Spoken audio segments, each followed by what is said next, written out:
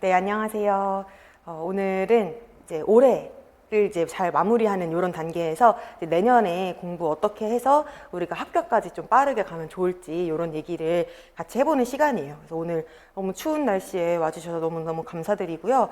오늘 합격 전략 설명회는 물론 이제 공부 한번 해보시고 이제 겪어보신 분들도 계시겠지만 좀 임용 시험 자체에 대한 설명이 사실은 빠질 수가 없거든요. 그래서 어떤 시험인지 이런 거에 대한 설명이 앞부분에 좀 있을 거고, 그 다음에는 뭐 제 수업 위주로 설명드리긴 하지만은 이제 1년을 그래도 이제 어떤 식으로 좀 보내야지 우리가 원하는 결과에 좀 가깝게 갈 수 있을지 이런 얘기를 좀 나눠보려고 합니다.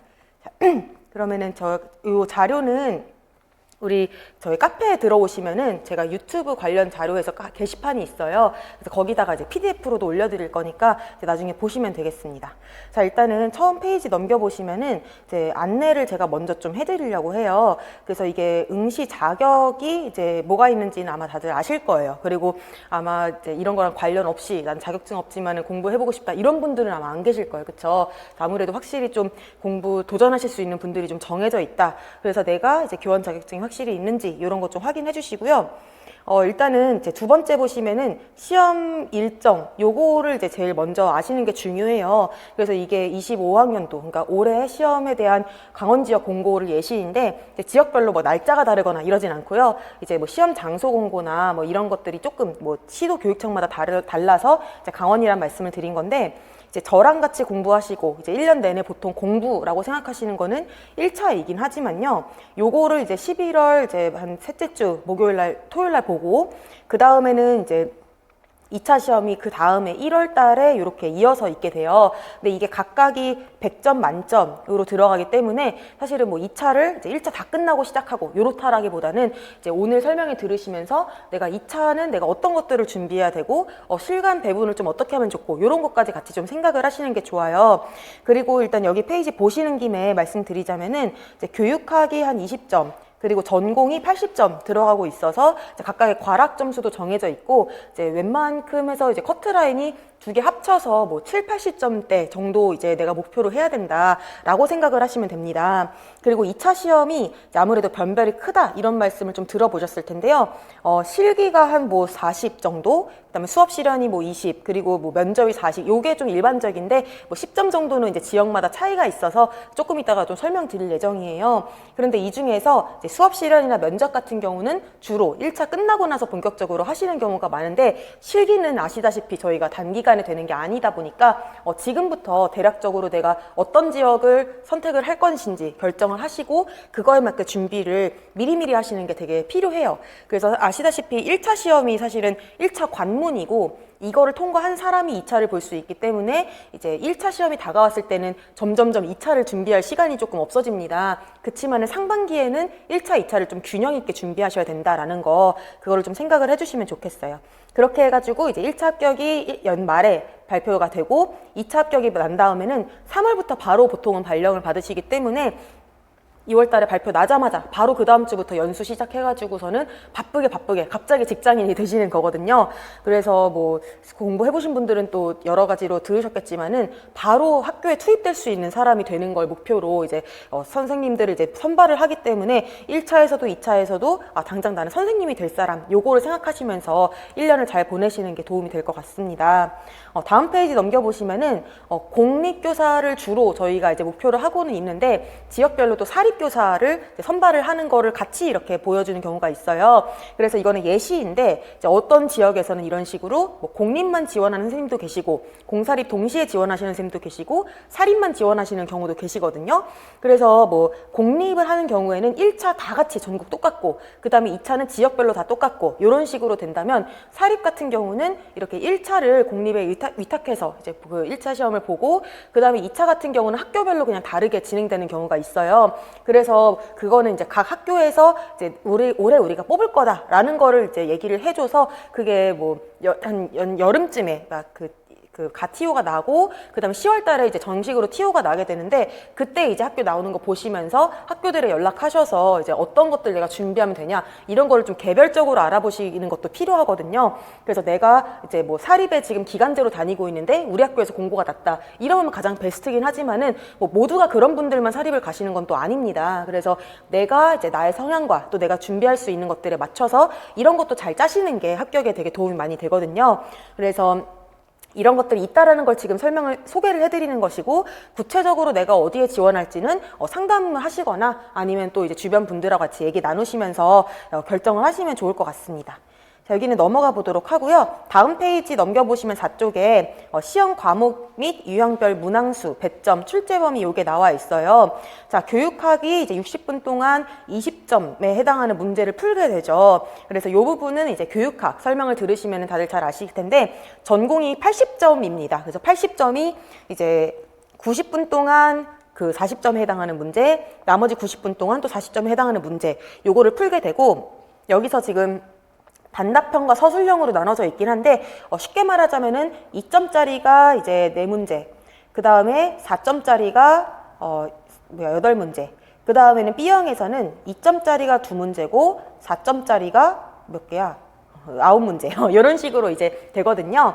그러면은 이제 이게 뭐 꼭 2점짜리는 단답이고 4점짜리는 다 서술이고 이렇진 않고 이따가 제가 좀 보여드리겠지만 좀 섞여져 있습니다. 그래서 저희는 서술을 하는 것도 연습이 좀 되어 있으셔야 되겠고 단답 같은 경우는 암기해야 되는 게 확실하게 내가 뭐뭐뭐를 암기해서 이거는 시험에 대비해야겠다 이런 게 또 잘 짜여져 있으셔야 되거든요.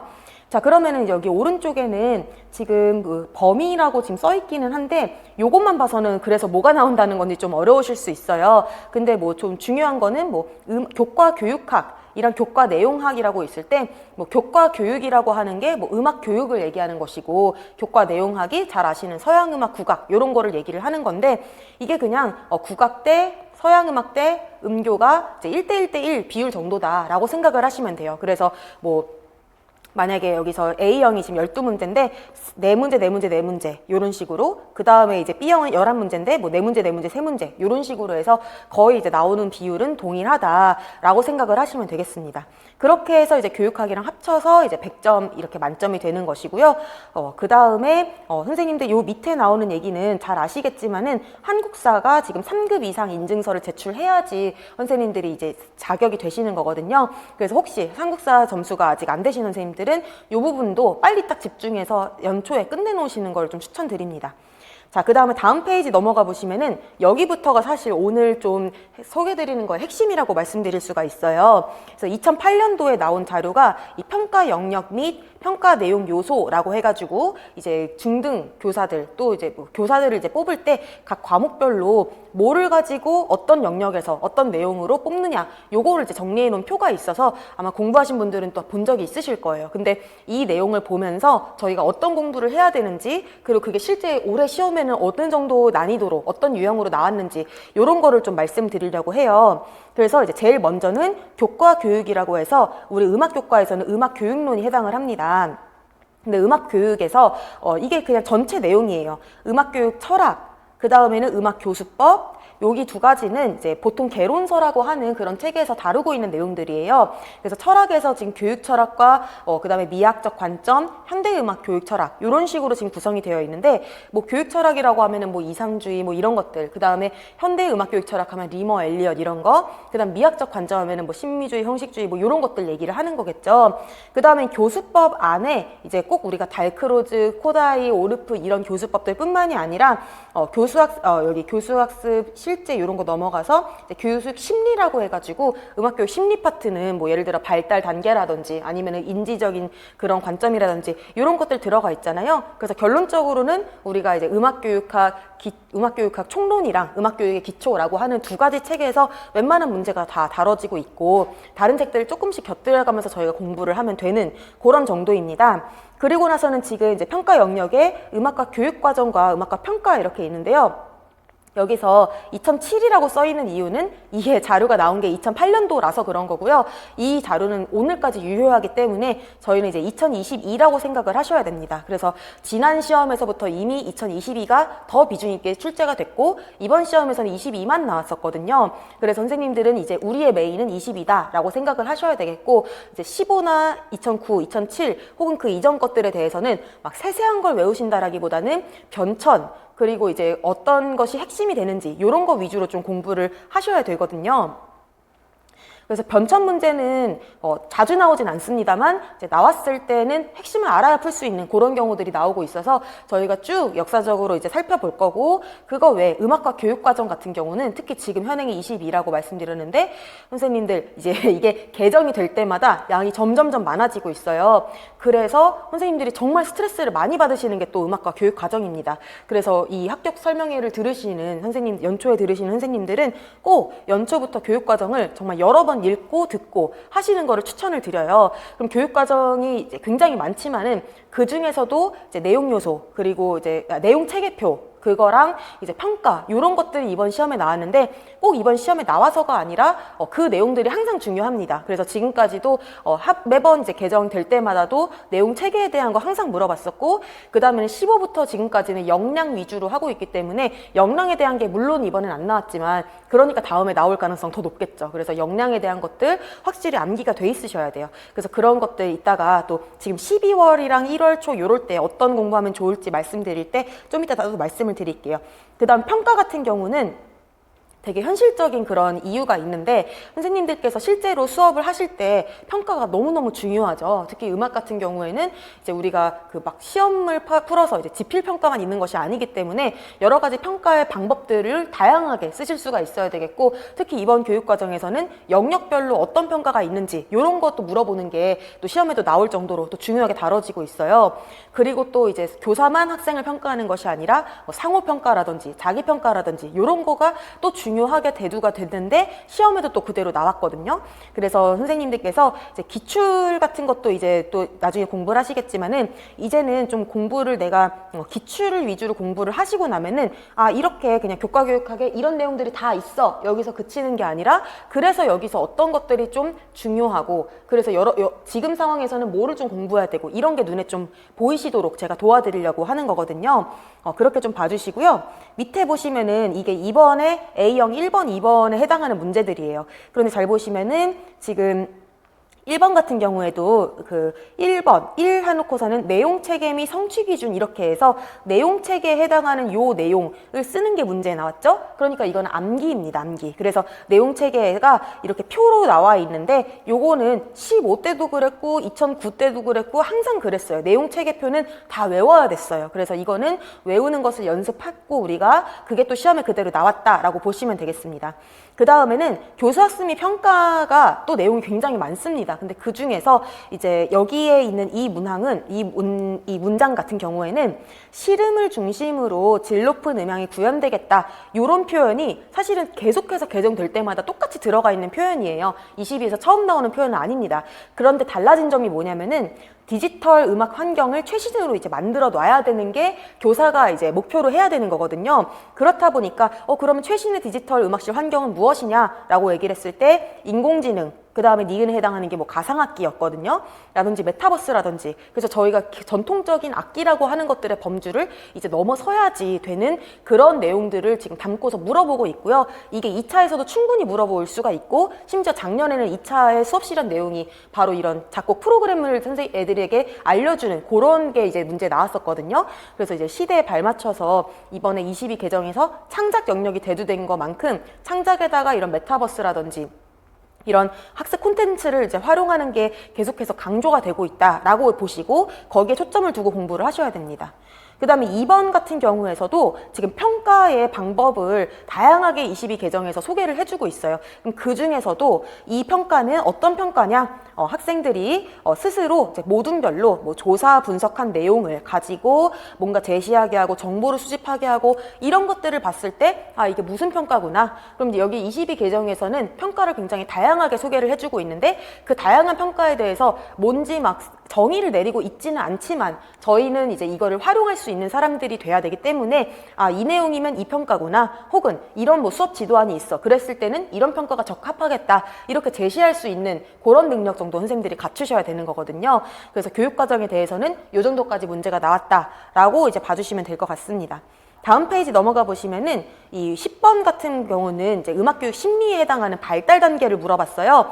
그럼 이제 발달 단계가 한 4명의 학자들이 제시한 게 있거든요. 이제 나중에 공부하시면 나오겠지만 이 발달 단계가 이제 0세부터 몇 살까지, 막 그 다음에 한 가운데 몇 살부터 몇 살, 그 다음에 한 청소년기부터 몇 살, 뭐 이런 식으로 사람마다 이제 연령도 다르고 구분하는 기준도 다르고 그 내용도 다 다릅니다. 근데 그거를 다 외워야지만 이 문제를 풀 수가 있어요. 그래서 음악교육은 계속해서 암기를 정확하게 해야지 풀 수 있는 문제들이 많이 나오고 있습니다. 그럼 여러 가지 발달 단계가 있는 이유를 이해를 해야 되거든요. 그 중에서도 스와니카 틸만이라고 하는 연구자들이 만든 이유는 창작 과정의 특성에서 초점을 맞췄다라는 게 특징이에요. 그래서 뭐 삐아제면 삐아제, 그 다음에 그 진머만, 아니면 뭐 하그리부스면 하그리부스, 다들 이미 기존에 발달 단계가 있는데도 불구하고 자신이 또 기준을 내놓은 이유가 있어요. 그래서 그거를 이해해야지 풀 수 있는 문제가 나온 건데요. 이게 전혀 새로운 건 아닙니다. 그래서 음악교육에서는 계속해서 예를 들어 교수법을 줄 때도 이거 왜 가르치냐, 철학을 할 때도 이 철학 왜 필요하냐, 이거 어떻게 적용할 거냐, 이런 식으로 또 많이 물어보기 때문에 암기 플러스 이해가 이제 많이 필요하다라고 보시면 되겠고요. 나에 있는 거는 이제 기초책에 그대로 나와 있는 거여서 사실은 이제 음악교육 같은 경우는 뭐 새로운 교재를 막 많이 접하고 이런 것보다도 음악교육의 기초, 그 다음에 음악교육학 총론, 이 2가지 책을 완벽하게 아시면 이제 문제가 없는 과목이다라고 이제 말씀을 드릴 수가 있습니다. 그렇게 해서 지금 풀 수 있는 문제가 하나 나왔고요. 그 다음에는 이제 11번에 있는 게 엘리엇의 무슨 철학이라고 얘기를 하고 있는데, 이게 아까 앞에 표에서 봤었던 현대 음악교육 철학에 해당하는 부분이에요.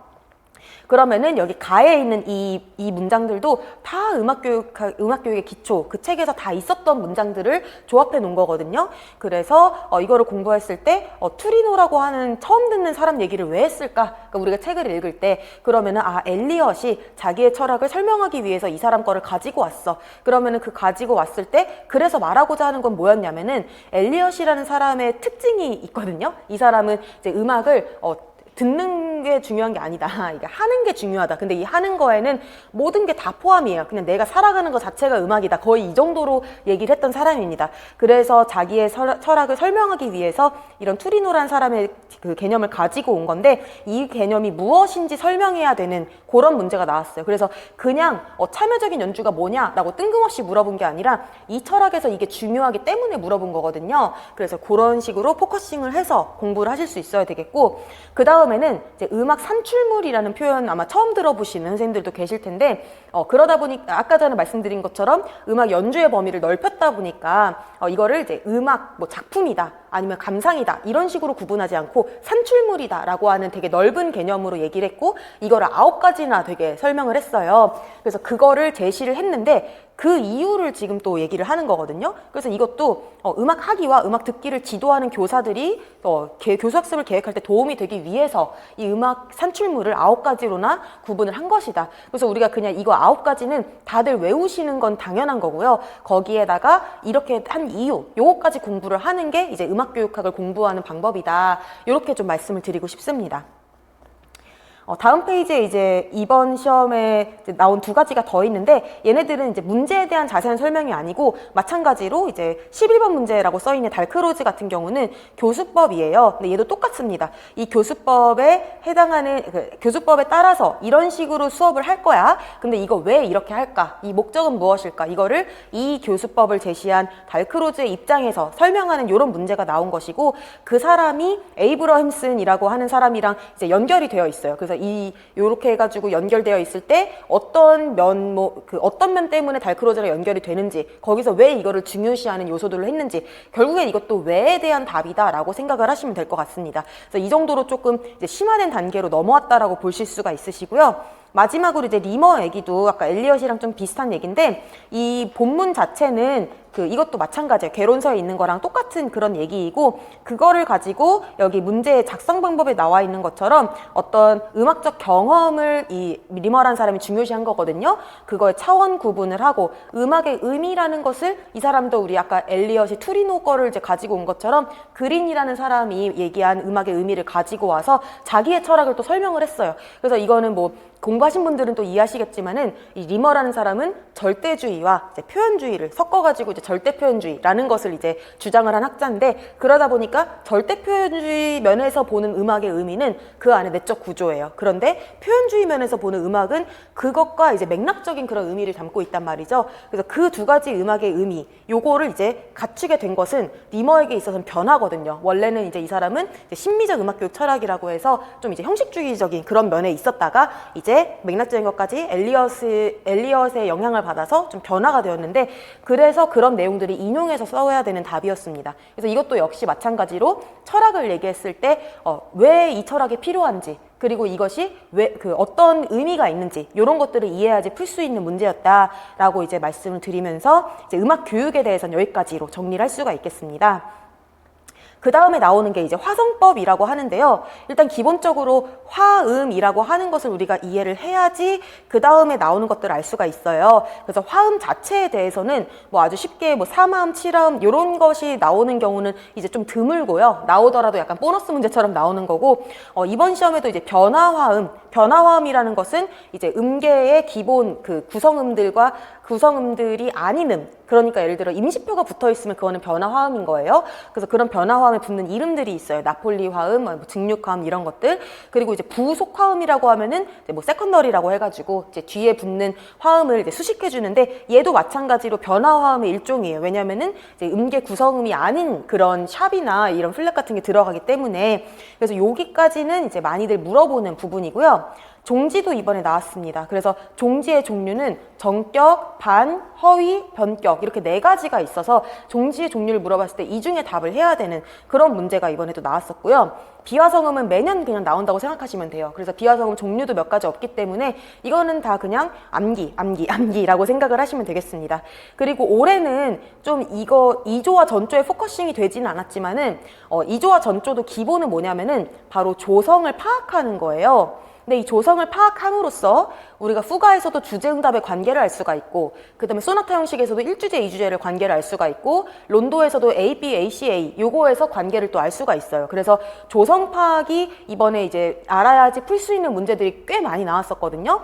그래서 2조 전조 했을 때는 조성이 일단 제일 먼저다라고 생각을 해주시고, 이번에는 뭐 2조 하면은 주로 이제 2조 악기 이런 걸로 이제 나오는데, 이번엔 나오진 않았지만은 항상 준비되어 있어야 되는 부분이고, 이거는 그 뒤에 가서 보시면은 이 평가 영역에 화성법 말고 이제 지휘랑 총보독해 이런 부분에서 또 이제 다른 악기들에 대해 읽어야 되는 그런 게 나와요. 그래서 올해는 좀 주법 위주로 나왔지만은 2조 하는 거는 반드시 연습이 잘 되어 있으셔야 되겠고, 전조 같은 경우에도 종류가 있습니다. 우리 아까 전에 종지가 이렇게 4가지 종류가 있다고 했는데, 전조 같은 경우도 크게는 오음계적이냐 반음계적이냐 이렇게 나눌 수가 있고요. 그 다음에 공통함이 있냐 없냐 이런 식으로 나눠서 분류가 나름 좀 세분화되어 있거든요. 그래서 그거를 이제 올해 많이 연습을 하셨을 텐데, 올해 안 나왔으면 내년에는 또 충분히 연습을 저희가 해야 되는 부분이 바로 이 전조라고 생각을 하시고, 이 화성학 같은 경우는 올해뿐만이 아니라 작년에도 선생님들이 화성학 비중 되게 높다라고 생각하셨는데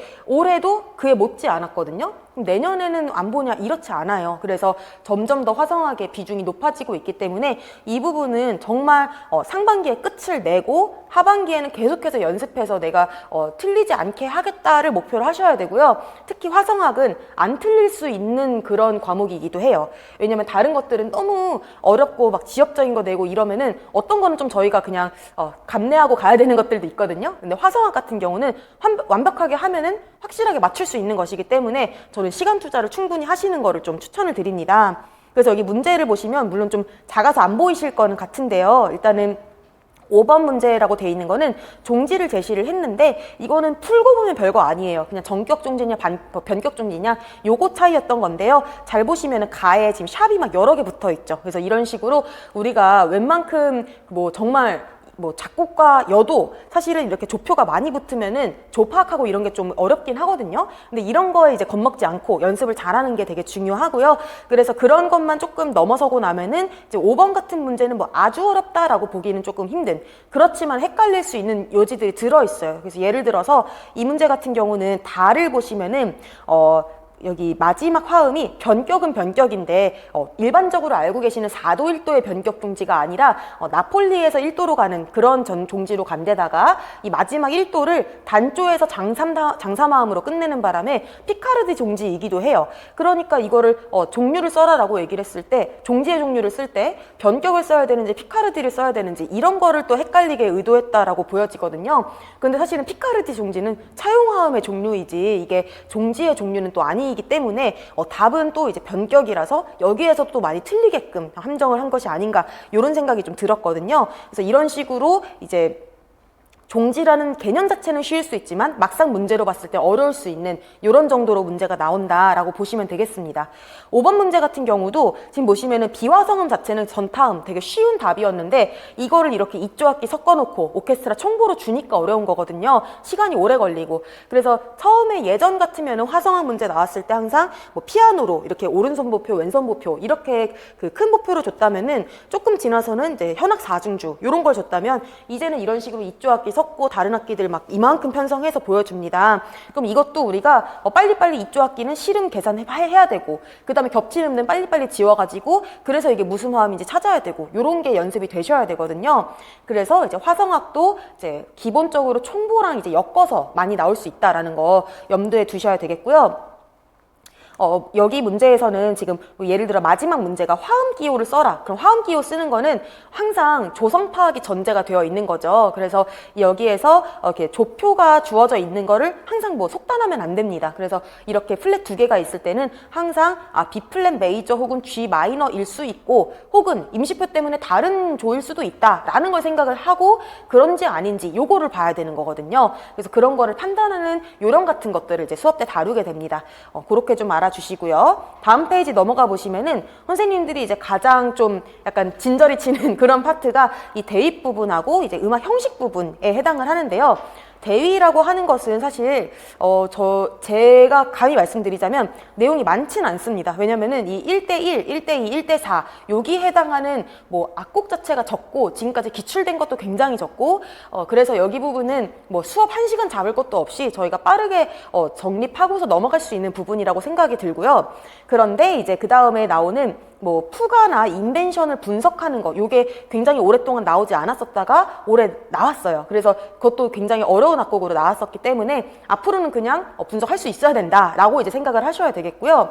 그 밑에는 이제 동기나 악구, 악절 요런 정도로는 사실은 이제 요 단계에서 머무르진 않고요. 보통은 이제 2부분, 3부분 복합 3부분은 또 너무 길기 때문에 잘 시험에 뭐 분석해라 이렇게 출제되기보다는 이 형식을 가지고 있는 뭐 악장이라든지 뭐 시기라든지 이런 거랑 엮어서 나올 수가 있고요. 주로 지금까지 가장 많이 나왔던 형식 분석은 바로 소나타 형식입니다. 그래서 선생님들이 소나타 형식을 잘 이해를 하면 협주곡, 소나타, 교향곡 이런 것들을 다 분석할 수가 있어서 사실은 가장 중요한 형식이라고도 말할 수가 있는데요. 올해는 소나타 형식이 아니라 위에 말씀드렸던 푸가, 그 다음에는 여기 론도 이 두 가지가 다 나왔어요. 그러니까 화성악도 비중이 크고 형식도 비중이 크죠. 그래서 이 두 가지가 다 완벽하게 준비가 되어 있으셔야 되겠고 특히 형식 분석 같은 경우는 조성 파악을 하는 게 굉장히 도움 많이 된다. 이따가 제가 또 수업 설명하면서 말씀드리도록 할게요.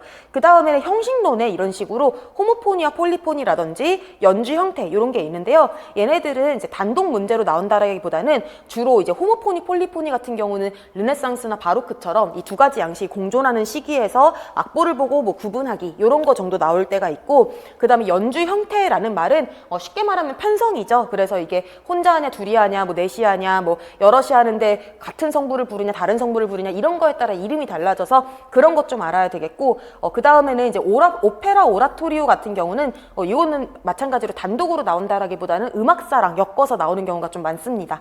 그래서 관련해서 나왔던 문제들 보여드리자면요. 푸가가 어렵다라고 말씀드린 이유가 두 가지가 있는데 첫 번째가 가가 지금 바흐의 푸가인데요. 그 중에서도 샵이 이렇게 또 많이 붙어 있어서 저희가 이제 후가는 조성 음악이거든요. 그런데 우리가 익숙한 이런 호모포닉한 음악이 아니고 옆으로 펼쳐져 있는 음들을 조합해서 이 조를 파악을 해야 되는 그런 음악이라서 조 파악이 힘듭니다. 그래서 그런 면에서 어렵다라고 말씀을 드렸고요. 두 번째로는 나에 제시되어 있는 것도 후가는 후가인데 힌데미트라고 하는 전혀 이제 바흐랑 상관없는 시기에 그런 사람의 이제 후가를 갖다 놨어요. 그러다 보니까 선생님들이 심리적으로 또 압박을 느낄 수 있는 그런 문제였다라고 보여지거든요. 그래서 일단은 조성 파악이 잘 되고 그리고 이제 뭐 어떤 부분을 잘 우리가 형식 분석을 했고 그러고 나서는 나라는 악보를 미리 공부한 사람은 저는 거의 없을 거라고 생각하고 또 미리 공부한 게 큰 의미가 있다고 생각하진 않습니다. 그래서 이런 식으로 항상 처음 보는 악보는 주어질 수밖에 없어요. 그럼 그렇게 했을 때 약간 침착하게 문제에서 제시된 것들에 대한 답을 할 수 있는 그런 연습을 저희가 하는 것이다 라고 생각을 해주시면 되겠고요.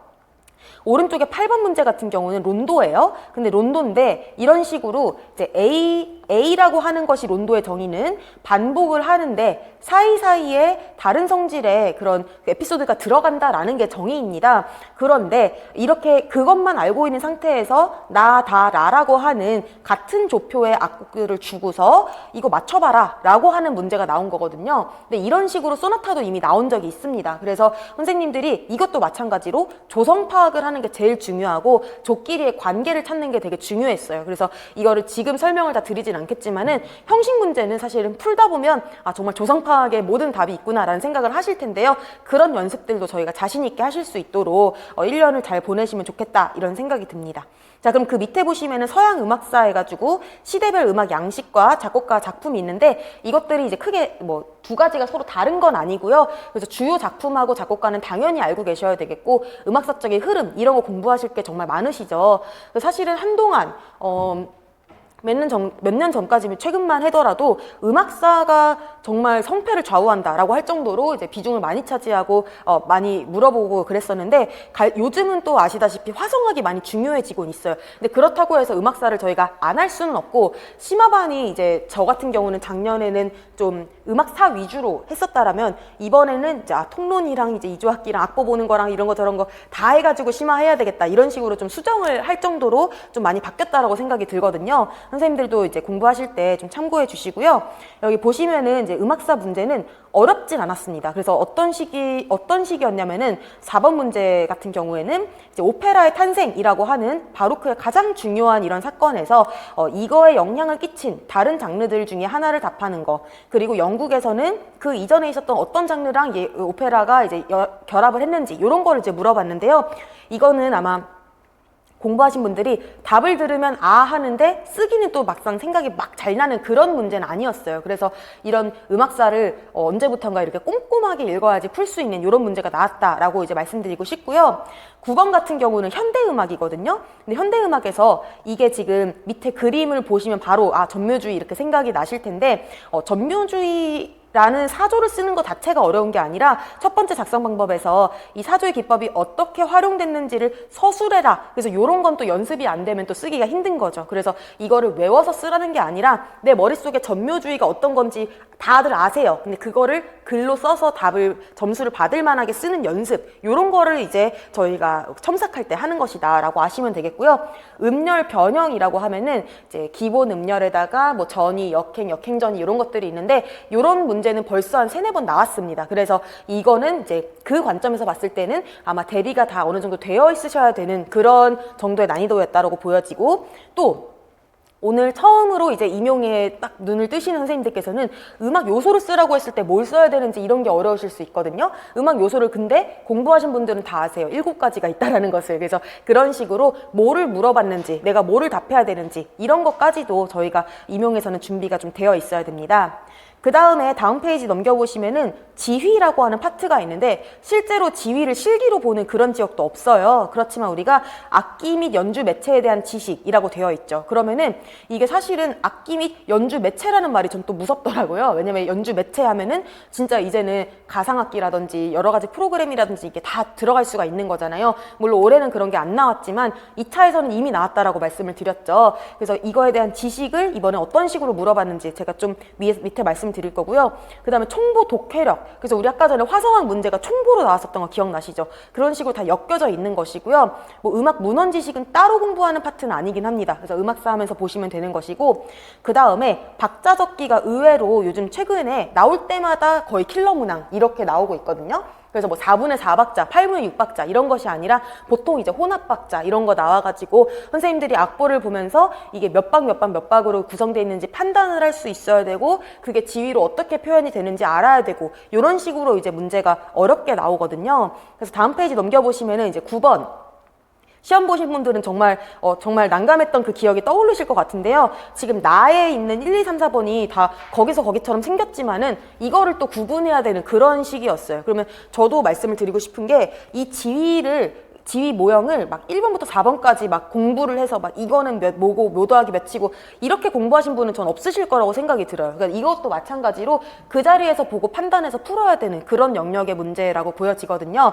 대신에 기존에도 이런 식으로 이제 혼합박자가 나왔을 때 이것이 이제 어떤 식으로 나눠지느냐라는 거는 우리가 성악 성부보다는 보통은 이제 피아노 성부를 보면서, 예를 들어 8분음표가 7개 들어가 있을 때 뭐 3 더하기 4인지 4 더하기 3인지 2 더하기 5인지 이런 것들은 내가 악보에 나와 있는 이런 표시를 통해서 구분할 수가 있어야 되는, 이런 거는 이제 이미 기출로 연습이 되어 있으셔야 되는 그런 부분이었던 겁니다. 그래서 그런 식으로 지위가 지금 어렵게 나오고 있고요. 그 다음에 이런 표시, 4분음표는 110이다, 뭐 썰카다, CA다 이런 거 못 보신 분은 안 계실 거야. 근데 이거를 물어보면 또 저희가 말문이 막히잖아요. 그래서 이런 게 쉽게 말하자면 통론이라고 해가지고 저희가 완벽하게 외우고 연습하고 해야 되는 부분인데, 이 통론 파트도 정말 한 3, 4년 전부터 정말 빠지지 않고 계속 이런 걸 내냐, 근데 이거 정말 쓰기 힘든데 보고 나면은 이거구나, 이런 문제가 계속 나와요. 그래서 선생님들께서 통론도 정말 꼼꼼하게 외우실 수 있도록 이번에는 아예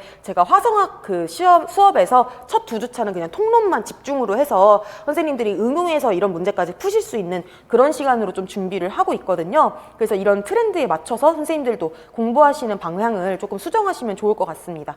그다음 다음 페이지에 나오는 게 이제 1번이 너무 작아서 좀 안 보이실 텐데, 이런 식으로 되게 복잡스럽게 생긴 악보를 주면서 사용된 음계 찾아라 이런 거 꽤 많이 나왔거든요. 예를 들어 드뷔시의 뭐 오음 음계라든지 아니면 온음 음계 이런 것도 나왔었고, 이제 블루스 음계 이런 것도 나온 적이 있습니다. 그래서 여기 쓰인 거는 뭐 집시 음계라고 하는데, 사실은 음계의 종류 자체는 뭐 다양하진 않아, 엄청 많진 않아요. 지금 말씀드렸던 장단조, 그 다음에는 교회선법, 그리고 오음 음계, 온음 음계, 팔음 음계, 집시 음계, 블루 음계, 12음계 요 정도면 그냥 끝이거든요. 그래서 얘네들이 다 특징들이 있기 때문에 그 정도 알아보고 푸는 거라서 이거는 음계 명칭 자체는 어려운 건 아니었다라고 보여지는데, 여기서는 또 이제 우리에게 좀 생소한 페르덴도시라고 하는 요런 이제 나타낸 말이 나타났는데, 요거는 또 예고 교과서가 있거든요. 그래서 저희가 모든 다양한 이태리어로 된 뭐 나타낸 말, 빠르긴 말을 다 외울 수는 없지만은 최소한 교과서 혹은 교과서로 여겨지는 개론서 요런 데 있는 것들은 외우실 수 있게, 그러면 그거를 응용해서 푸실 수 있게 요 정도 저희가 연습을 시켜드린다라고 보시면 되겠고요.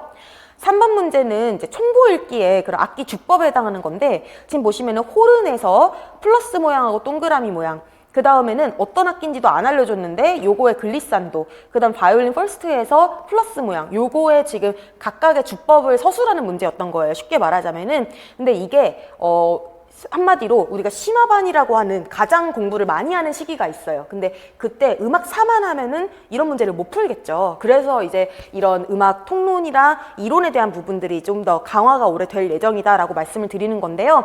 이런 것들은 제가 오늘 이 부분에 대해서 기출 해설도 했거든요. 근데 이거는 막 외우고 책을 더 추가하고 이렇기보다는 제가 카페에다가 그 공부하시는 분들 보시라고 유튜브 추천해 놓은 게시판이 있어요. 이따가 보여드릴 건데, 거기에 이제 악기 주법들을 영상으로 보고 설명 듣는 게 진짜 저는 빠르다고 생각을 해요. 그래서 저도 사실은 이제 이런 거를 팀판이 좀 더 자세하게 설명드릴 거면 이런 게 조금 아쉬움이 남아요. 그런데 저 같은 경우는 그 작곡가였었거든요, 학부 때. 그래서 이제 오케스트라 악보계를 되게 오래 했어요. 한 7년 막 이렇게.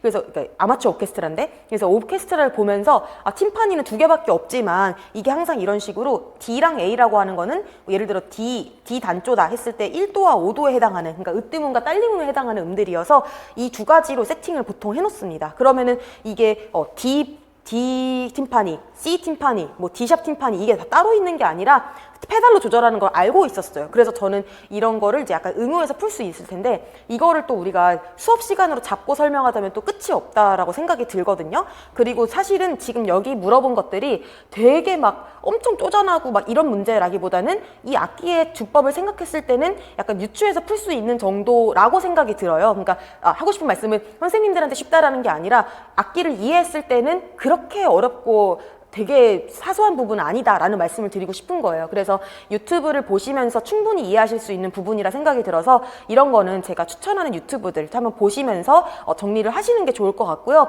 올해 이만큼 나왔으면 다른 악기들도 내년에 또 나오고 할 수 있는 거기 때문에 악기에 대한 이해 이런 게 충분히 되셔야 된다라고 봅니다.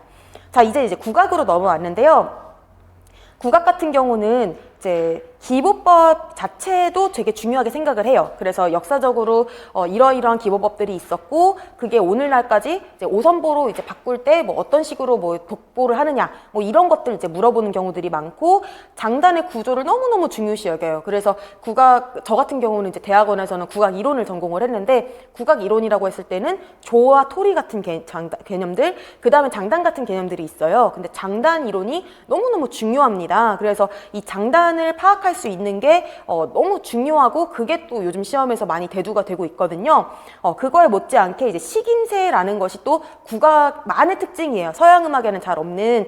그래서 이런 식인세에 대한 부호 문제는 정말 뭐 비화성음처럼 밥 먹듯이 많이 나오는 그런 부분이라고 보시면 되겠고 국악에서는 형식이 뭐 론도 형식, 소나타 형식 이런 것이 아니라 뭐 연음 형식이라든지 뭐 모음곡 형식이라든지 이렇게 몇 가지가 좀 정해져 있습니다. 그래서 뭐 아주 우리가 악곡을 분석해야 되는 그런 식의 형식은 아니다라는 거. 그리고 연주 형태는 아시다시피 우리 아까 전에 뭐 독창, 합창, 중창 했었던 것처럼 이것도 뭐 줄풍류냐, 뭐 둘이서 연주하냐, 뭐 독주냐, 뭐 이런 거라고 보시면 되겠고요.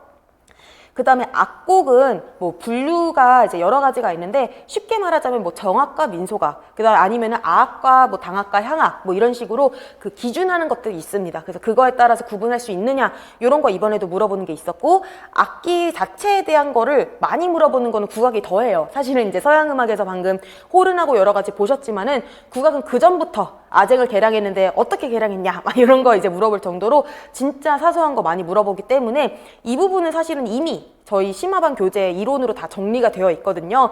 그래서 이제 이거는 이론으로도 보고 이제 이거는 사실 그 유튜브 보는 것보다는 공부하는 게 조금 더 효율적인 것 같아요. 제가 봤을 때는. 그래서 그거의 내용에 맞게 제가 좀 추천드리는 방법으로 공부하시면 도움이 될 것 같고요. 이런 식으로 지금 6번 문제가 지금 나오고 있는데 이거를 보면은 뭐 연주 형태를 써라 라고 얘기했을 때 저희가 아까 전에 뭐 음악 요소 중에 답해라 하면 7가지 중에 답해야 되는 것처럼 연주 형태라고 했을 때 답해야 될 게 정해져 있어요. 그래서 그 중에 답해야 되는 거. 그 다음에는 여기 지금 요렇게 약간 인피니티 표시 같은 거 요런 게 있으면은 어떤 음들을 연주해야 되는지 요런 거 달달달달 외우시거든요, 선생님들이. 그래서 이제 올해 처음 공부하신 분들은 저런 거 내가 외워야 되겠구나 약간 마음의 준비를 하셔야 되겠고요. 요런 거는 진짜 암기기 때문에 거의 이제 연초부터 외워놔서 이제 나중에 안 까먹고 그냥 익숙하게 돌리는 그런 식으로 하시는 게 전 좀 좋다라고 생각이 들고요. 그 다음에는 뭐 어음보 뭐 이런 얘기 있는데 요거는 지금 설명이 조금 그래서 이거는 넘어가도록 하겠습니다. 자, 그 다음에는 지금 이제 8번에 해당하는 게 이제 무악이라고 해서 굿 음악이 있어요. 근데 굿 음악은 연구 자체가 된 지가 오래되지가 않았고 그러다 보니까 개론서들에서도 크게 충분히 다루고 있질 않아요. 그렇지만은 갈수록 무악이 참 우리나라 음악에서 되게 본질적으로 중요한 역할을 하고 있구나 라는 그런 이제 그 공통된 견해들은 모아지고 있거든요. 근데 그러다 보니까 이제 굿이라든지 아니면 이 전전년도에는 그 궁중에서 하는 굿과 비슷한 나래라는 거랑 연결시켜서 출제가 된 적도 있었거든요. 그런데 이제 그것과 관련해서 참 우리가 대비하기 힘든 문제였다라고 저는 이제 말씀을 드리고 싶은데 이런 것들도 이제 출제가 됐었다라는 걸 좀 보여드리고 싶고요. 그 다음에는 이제 오른쪽에는 재래악이 나왔어요. 근데 재래악은 제가 조금 전에 굿이 최근 들어서 이제 좀 인정받고 연구된다라고 말씀드렸는데 그 정확히 반대에 있는 게 재래악이에요. 그래서 재래악도 뭐 어떻게 보면은 무속적이다라고 볼 수도 있지만은 처음부터 연구되고 처음부터 인정을 받아온 게 바로 재래악이기 때문에 이제는 정말 이런 거 보면은 안 써 있어도 무슨 악기인지 다 알고 이게 이제 어디에 쓰이는 악보인지 막 이런 거 다 아셔야 되거든요. 재래악은 외울 것들이 딱딱딱 정해져 있기 때문에 무속하고는 전혀 다른 결의 공부가 공부가 필요합니다. 그래서 요거는 이제 공부하신 분들 아마 공감하실 거예요. 그래서 외워야 되는 것들이 뭐가 있는지 이런 거를 딱 말씀을 드려서 저희가 같이 외우고 이해하고 이런 시간이 있을 것이다. 제래 같은 경우에서도 우리가 오늘날 제래를 막 하진 않잖아요. 그래서 이것도 참고할 수 있는 영상 같은 거 제가 아까 말씀드린 게시판에 올려놨으니까 이따가 또 소개를 드릴 거고요. 다음 페이지 넘겨보시면은 이제 장원급제라든지 이래서 판소리에 대해서도 역사적인 게 많이 나왔고, 그 다음에 7번 보시면은 막 가야금 병창해가지고 지금 가의 기억 보시면은 이게 주법 물어보는 문제였거든요. 그래서 정말 국악은 이 악기를 정말 어떻게 하는지를 눈으로 내가 보듯이 이렇게 알아야지만 풀 수 있는 문제들이 계속 나와요. 특히 가야금 검은고 말할 것도 없고, 교과서에서 지도하라고 하는 단소, 소금, 장구 이런 것들은 진짜 디테일하게 나온다라고 보셔야 됩니다. 그래서 이런 식으로 문제가 어렵게 나오고 있고, 그 다음에는 제가 말씀드리고 싶은 게 뭐 조를 써라 라든지 장단을 이제 구조에 따라서 이제 장단의 세라든지 이런 거 써라 하는 거는 그냥 스테디한 문제예요. 그래서 항상 조 판단하고 장단 판단하는 거는 그냥 밥 먹듯이 연습이 돼야 된다라고 이제 보셔야 됩니다. 그 다음에 한국음악사는 뭐 교류사 이렇게 따로 나와 있긴 하지만 교류만 가지고 문제 나온 거는 정말 좀 오래됐고요. 그냥 음악사적으로 얘기를 했을 때 인물이 조금 두드러지게 많이 나오는 것 같아요. 특히 이제 음악 양식이라고 하면은 뭐 시대별 음악 양식, 이게 뭐 서양 음악처럼 뭐 중세에서 르네상스에서 바로크에서 막 넘어가는 식으로 이런 변화가 있는 것이 아니라 영산해상, 여민락, 보어자 이 세 곡이 이제 시대를 거치면서 어떻게 변천해 왔는지 이게 조금 중요하고, 그 다음에 제례악들은 뭐 거의 안 변했으니까 뭐 여기서 따로 다룰 게 아니거든요. 그래서 이제 시대별이라고 얘기를 했을 때는 뭐 그러니까 제가 말씀드린 세 가지 악곡의 고악보 정도, 요 정도 이제 보시면 될 것 같고, 인물사를 했을 때 사실은 옛날 인물들은 몇 명 안 됩니다. 기록 자체가 음악 기록이 막 신라시대, 막 조선시대 막 이렇게 막 많지가 않아요. 막 왕사낭 뭐 몇 명 되지가 않는데, 중요한 거는 막 일제강점기, 막 근현대 이때는 인물은 많은데 이것들이 막 교과서에 실려 있고 막 개론서에 실려 있고 이렇지가 않아서 이 부분도 그래서 어렵습니다. 그래서 이번에 이제 무속이라든지 이런 그 근현대 인물들 이런 것들이 조금 강화가 되어서 선생님들이 좀 진짜 처음 본다 이런 느낌은 좀 안 받으실 수 있도록 준비를 하려고 하거든요.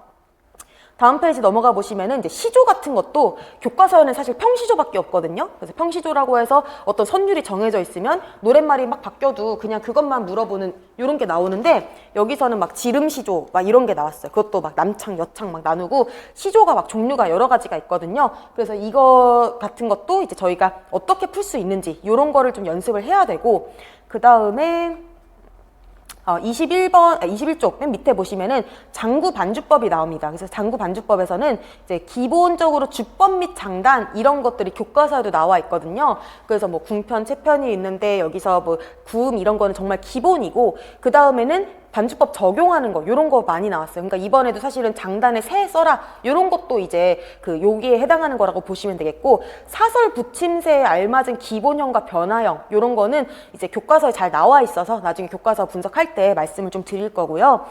그리고 요 문제에 해당하는 게 제가 지금 여기 오른쪽에 드린 요 7번 문제인데, 아까 가야금 했었던 그 똑같은 문제인데요. 그냥 여기 참고하시라고 똑같은 거 넣어놨습니다. 그 다음에 다음 페이지 넘겨보시면은 피아노 반주법은 올해는 안 나왔지만은 이제 그전에는 계속 나왔었어요. 그래서 피아노가 그랜드가 있고 업라이트가 있는데 각각 이제 페달이 3개씩이 있는데 이게 조금씩 기능이 다르거든요. 그래서 그런 것 좀 알아야 되는 거. 그 다음에는 예전에 객관식일 때는 이 선율에 어울리는 반주 골라라. 그러면은 화성도 고려해야 되고 선율 분위기 따라서 이제 반주 고려해야 되는 이런 식으로 나왔었고, 건반화성은 최근까지도 많이 나왔어요. 그래서 이거는 이제 건반화성이라고 하는 이제 바로크 시기에 고안된 그런 기보법이 있는데, 요거는 이제 올해 시험은 안 나왔지만은 그냥 우리가 아주 어렵진 않은 파트다라고 생각하실 수가 있습니다. 그리고 그 밑에 나오는 작곡이랑 실기는 지금은 이제 더 이상 이 1차에 나오긴 조금 어렵다라고 보여져요. 그래서 예전에는 지금같이 그 답안지가 통일되지 않았을 때는 이런 작곡도 1차에 나왔었거든요. 막 선율 그리기 막 오선에다가. 근데 지금은 그런 게 안 나오기 때문에, 또 객관식도 없기 때문에 이거는 지금 나오긴 조금 무리고요. 실기 같은 경우도 이제 1차에서 물어보긴 조금 어렵겠죠. 그래서 지금까지 이제 보신 것들이 교사를 선발할 때 이런 기준으로 보겠다라는 내용들이었어요. 그래서 아마 들으시면서 생각보다 너무 어렵다라는 생각이 아마 드셨을 텐데, 올해 시험이 정말 어려워서 좀 더 그러셨을 것 같고요. 그러다 보니까 저희가 이제 준비를 잘하는 게 되게 중요하고, 사실은 이제 이 1차 시험 자체를 놓고서도 선생님들이 1년 만에 안 된다라는 생각을 대부분 하고 계실 거예요. 그러니까 인정을 하지 않아도 대체로 그렇다라니까. 근데 저는 사실 이제 목표는 언제나 우리가 이번에 합격이라고 생각을 해야 된다라고 보거든요. 그래서 그거를 위해서 한 해를 어떻게 보내면 좋을지 좀 이따 말씀을 드릴 거고요.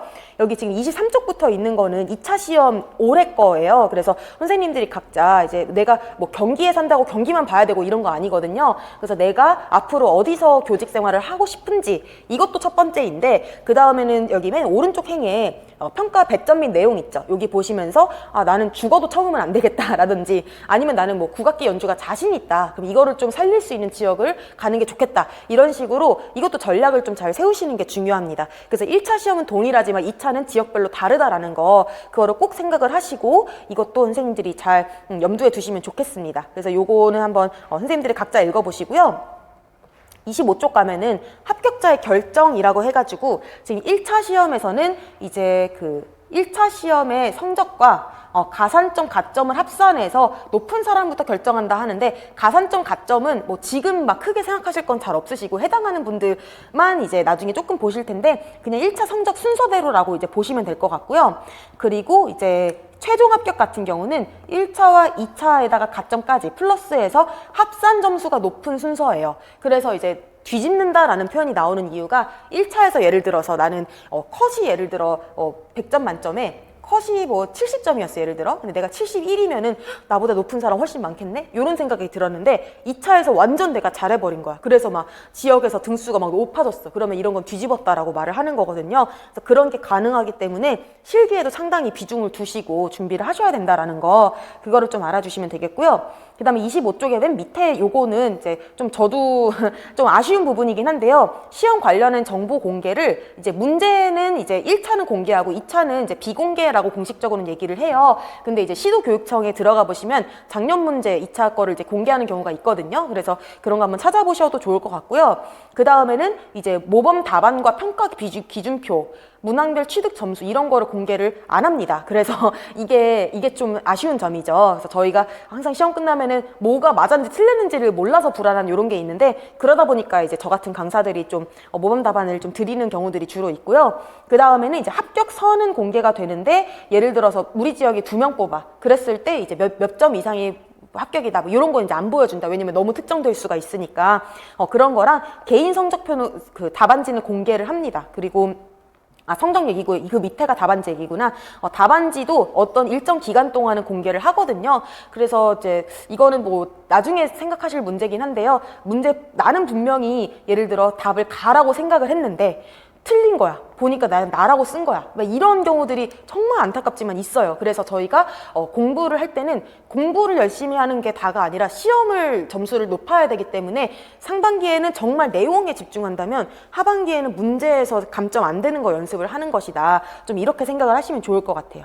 자, 그러면 이제 벌써 시간이 엄청 잘 가는데요. 이제 제 소개를 할 게 이제 너무 늦었는데, 어쨌든 간에 이제 올해 저희는 공부를 어떤 식으로 할 거냐면은, 제가 지금 보여드리는 것처럼 이제 예비 TO가 6월 달에 한번 있지만은 본 TO가 10월 달. 그럼 본 TO라는 게 우리 지역에서 올해 몇 명 뽑을 거예요, 요 얘기를 이제 10월 달에 하면 그때 원서 접수를 지역별로 하거든요. 그럼 이때부터 선생님들의 마음에 이제 막 흔들림이 막 생기는 때인데요.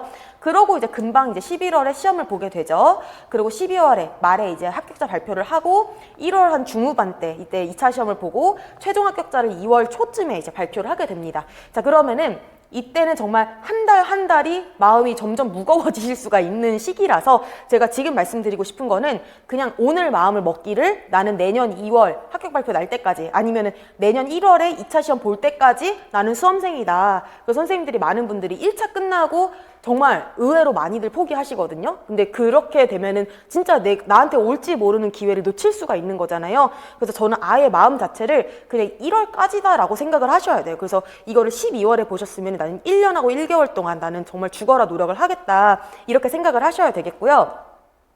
저 같은 경우는 이제 아까 말씀드린 것처럼 어쨌든 합격을 뭐 2년 플랜, 3년 플랜으로 가는 게 아니기 때문에 올해 해서 올해 끝낸다. 요거를 저는 목표로 하고 있습니다. 그래서 1월, 2월 동안에 교과서 분석이라는 게 지금 들어가죠. 그러면 교과서에 있는 국악, 서양음악은 다 알고 가자. 이거 생각보다 쉽지 않거든요. 그래서 이거를 정확히 해놓으면은 서양음악이나 국악에 대한 심화가 되는 것, 심화의 기초가 되는 것 뿐만이 아니라 이 정도는 임용해서 물어볼 수 있구나가 감이 와요. 그래서 그게 얼마나 중요한지 시간이 가시면서 더 많이 느끼실 거예요. 그래서 교과서 분석부터 시작하는 게 너무 중요하고, 심화는 사실 빼놓을 수가 없죠. 그래서 이 심화반은 뭐냐면은 이 정도까지 우리가 다 공부를 해놔야지 좀 마음이 안심이 되겠다라는 것들이 들어가기 때문에 양이 제일 많고 제일 수업이 많은 때가 이때입니다. 그러고서는 이게 지금 5월까지거든요. 5월까지 해서 화성학이랑 형식까지 해가지고 다 끝이 나요. 그러고 나면 6월부터는 지금 직강 기준으로 얘기하면은 주 1회밖에 수업이 없어요. 그러면은 일주일에 수업 한 번밖에 안 한다고? 막 이렇게 생각되실 수가 있는데, 이때부터는 정말 기출 나왔었던 거 뭐 있는지, 내가 풀 수 있는지, 내가 어떻게 공부해 풀 수 있는지 이런 거 하시고 문제풀이 하다가 모의고사 하면은 이제 시험 보시는 거거든요. 그래서 내가 지금 이 시점에서 5월 달까지는 내용을 채우는 것이고, 6월 달부터는 슬슬 시동 걸어서 이제 점수 쌓는 실력, 그 스킬을 높이는 것이다 라고 이렇게 저는 크게 상하반기를 나누셔야 된다라고 생각을 합니다. 그래서 이때 되면은 더더군다나 이제 주 1회밖에 수업이 없으니까 혼자 공부하시는 시간이 많겠죠. 그래서 그거에 대해서도 계획이 잘 짜져 있으셔야 돼요. 그리고 저는 말씀드리고 싶은 게, 제가 이제 선생님들이 뭐 연간 패키지, 쉽게 말하자면 연간 패키지를 끊었어. 그런데 그런 분들이 다 끝까지 가시는 거 절대 아니에요. 제가 이거를 저도 알고 되게 놀랬거든요. 왜냐면은 1년 등록을 하면은 이게 작은 돈이 아닙니다. 근데 정말 이게 마음이 이렇게 점점점 약해지는 게 사람이더라고요. 근데 그거를 끝까지 가는 것 자체가 경쟁력이고, 끝까지 나는 합격할 수 있어 라고 생각하고 노력하는 것 자체가 얼마나 힘든지 아마 시험 보신 분들은 아실 거예요. 그래서 그거를 이제 같이 도와드리는 게 이제 학원의 역할이다 라고 저는 생각이 들고요. 사실은 오늘 그래서 각 수업별로 제가 자료와 어떤 게 있는지 요거를 좀 보여드리고 싶었는데 시간이 너무 지나가서 그거는 제가 나중에 그 카페에 게시글로 올릴게요.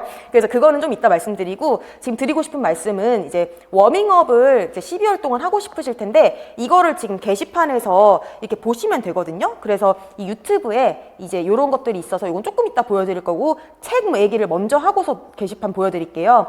책은 일단은 국악 같은 경우는 이제 뭐 짜잘한 거, 이런 것까지 하는 게 나오기 때문에 사실 책을 읽는 게 전 좀 필요하다고 생각이 해요. 그래서 이 청소년을 위한 한국음악사 읽으시면은 여기에 좀 인물이라든지 어떤 내용 같은 게 좀 이렇게 배경 지식을 넓힐 수 있는 게 들어가 있어가지고 요거를 좀 읽어보시는 걸 추천을 드리고요.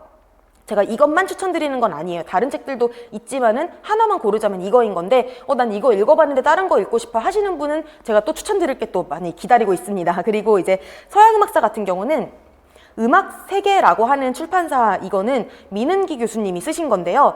그 여러 가지 서양음악사 교재가 다 있죠, 저도. 근데 그 중에서 가장 좀 이렇게 읽었을 때 잘 쉽게 이해가 잘 되면서도 깊이까지 같이 가져가는 게 바로 이 책이라 생각을 합니다. 근데 제 교재는 저는 들배 쓸 거예요. 왜냐면 제일 출제가 많이 돼가지고 이제 들배를 볼 수밖에 없고, 그 다음에 이제 음악의 기초 이론, 이거는 제가 이제 아까 말씀드린 화성학 첫 2주 동안에 할 그 통론이기도 한데 여기서 사실 다 나와요. 그러니까 이거는 이해 수준이 아니야. 아까 전에 우리 한국음악사 책처럼 읽어서 막 배경 지식을 넓히는 게 중요한 게 아니라 다 아는 것 같은데 쓰려면 모르는 게 다 여기 있기 때문에 이거는 외우는 연습하는 게 바로 이 책이라서 처음부터 이거를 좀 봐주시면 좋겠고요. 음악교육 같은 경우는 사실 책 2가지면 된다라고 아까 말씀드렸잖아요. 그거를 저희가 심화반 때 다 다루기 때문에 그거를 미리 보시는 거는 물론 이제 하셨을 거라 생각이 들어요. 이미 교직이 다 있으시기 때문에. 그런데 저는 오히려 이 교육과정 이거를 미리 많이 읽어보는 거를 더 추천을 드려요. 그래서 여기에서 한 단어 빼가지고 물어보고 이런 일들이 계속 일어나고 있기 때문에 많이 읽어보시는 거를 추천을 드립니다.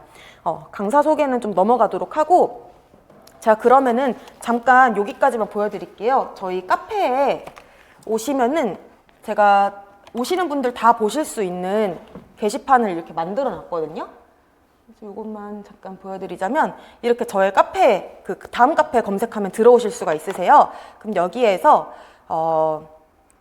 이렇게 보다 보면 공부를 시작한다면 요게 있어요. 그럼 여기에서 제가 처음부터 이제 뭐 국악 강의 모음 이렇게 되어 있어. 그러면은 여기 이렇게 제목이 막 다 있어요. 그래서 요거 보시면서 쭉 이거를 보면은 이게 12월에 이렇게만 공부해도 얼마나 좋겠어요. 그쵸? 막 판소리 역사부터 해서 이게 다 있어서 봐주시면 되겠고, TV 악학개범이라고 해서 이거 되게 오래된 게 있는데, 요거 같은 경우는 이제 악학개범이랑 관련 지어서 이제 이것도 테마별로 되게 KBS에선가 만들어가지고 그 국악방송에서 하여튼 어디서 되게 좋은 데서 만들어가지고 되게 비주얼 자료가 좋아요. 그래서 요것도 한번 보시는 거 추천드리고, 그거 외에는 이제 서양음악 같은 경우는 오케스트라 악기, 주법 같은 거 이렇게 다 모아놨으니까 요런 거 좀 보실 수 있으면 좋겠고요.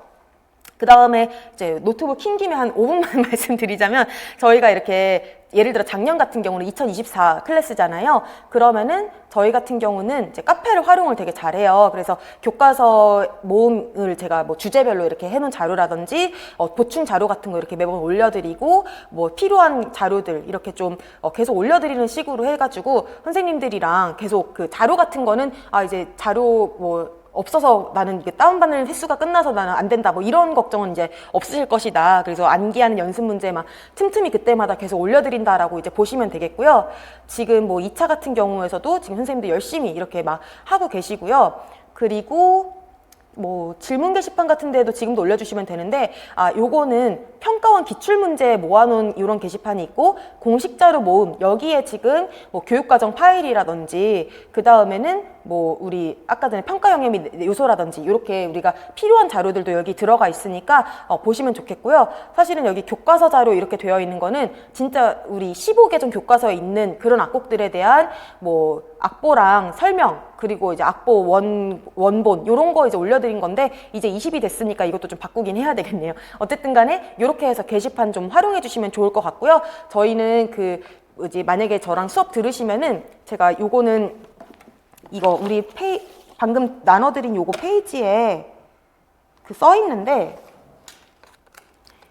제가 올해까지는, 사실 작년까지는, 그러니까 24년도까지는 이제 모든 선생님들하고 오픈 채팅을 다 했었어요. 그래서 이제 1대1로 했는데, 이게 약간 이제 제가 꼭 필요하다라고 생각이 드는 부분은 하반기가 오히려 훨씬 그렇고, 이제 상반기에는 질문되는 내용들이 조금 중복이 되고 이래가지고 이제 반별로 이제 오픈 채팅을 이제 그룹으로 만들 예정이에요. 그래서 예를 들어 서양음악 교과서 분석반이다. 그럼 우리끼리 이제 내가 질문했으면 분명히 이분이 모르시면 이분도 모르고 이분도 모르시거든요. 그래서 한 분이 질문하신 걸 같이 볼 수 있고, 저는 좀 이제 카페로 질문 주시면 이제 글로 막 열심히 써야 되고 이러니까 이게 좀 질문도 고민하다가 하시게 되고 답도 좀 고민하다가 하게 되고 이렇더라고요.